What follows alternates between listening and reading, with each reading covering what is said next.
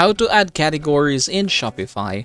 Adding categories in Shopify organizes products for easier browsing by your customers. Now here is how we are going to do it.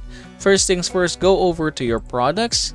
Now here you should be able to see here your product. So I'm just going to go ahead and click this one here.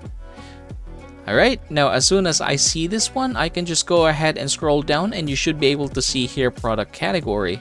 So I can go ahead and try to go ahead and browse all the products available down here, and then I can just go ahead and choose. So again, this is t-shirts, so that is what we are going to choose, apparel and accessories. Now if I were to go ahead and click that even further, you should be able to see here clothing.